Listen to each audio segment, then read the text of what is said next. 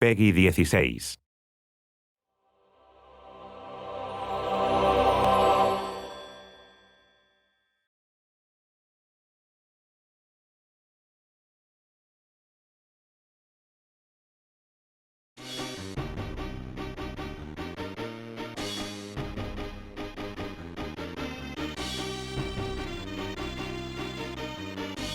You know, there are a lot of similarities between doing art for a video game or doing art for a comic book, but there are huge differences as well. I mean, with a comic book page, you can vary the size of the panels. So you can have a really large detailed panel and then a really small intimate close-up panel.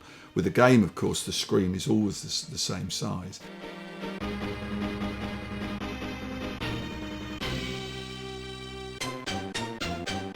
One of the things I did back in the early 90s when we were creating the game was to produce a short comic book. I think it's like an 8-page story, which is designed to be read before you play the game. It basically sets the background for Foster and his world and how he came to be and how he was adopted by the Aborigines, how he got his name.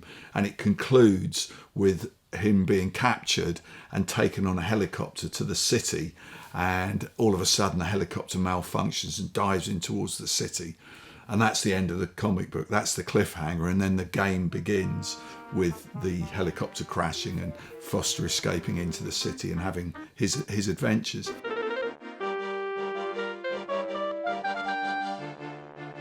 One of the aspects of Watchmen that I'd really enjoyed, and the other things I'd done, was this world building thing of coming up with a world that looked coherent, that could be seen from a number of angles, and you would never fall out of that world of characters that remain consistent from picture to picture. At this stage, we pass queries and notes backwards and forwards. This has got a seesaw. This was the seesaw that was going to dunk the dog in the lake, which I know is a favourite moment for a lot of the people who played the game.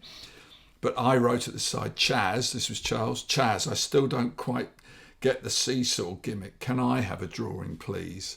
So Charles must have given me a drawing, because I then came up with this, where I've resolved what happens with the seesaw, and you put the dog on one end and you drop the bricks on the other, and the dog gets catapulted into the lake, much to everybody's amusement.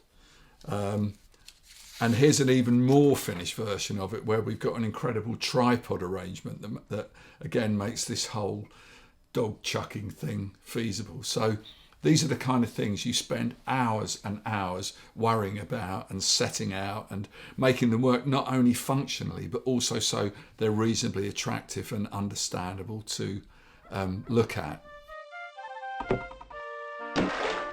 was that splashing noise? Where has Spunky gone? Before I did the finished comic book artwork, I thumbnailed the whole thing out on one sheet. And there are some changes between this and the finished published version, but this is basically that comic book describing what's happening in bits of dialogue. And again, trying to make everything work to give the information, but also to make sure that the drawings were quite attractive. And again, if you're going to draw new characters, you have to design them, and these are the original pencil designs for the security boss, the bad guy, who looks quite sinister, I think, and then Foster's Aboriginal stepdad, who's there looking a bit like an extra from Mad Max.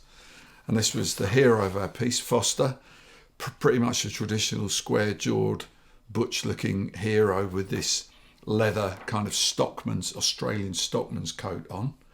But again, whenever I design a character, I like to show them clearly from several angles, so I've got something to refer to when I have to draw them from different angles.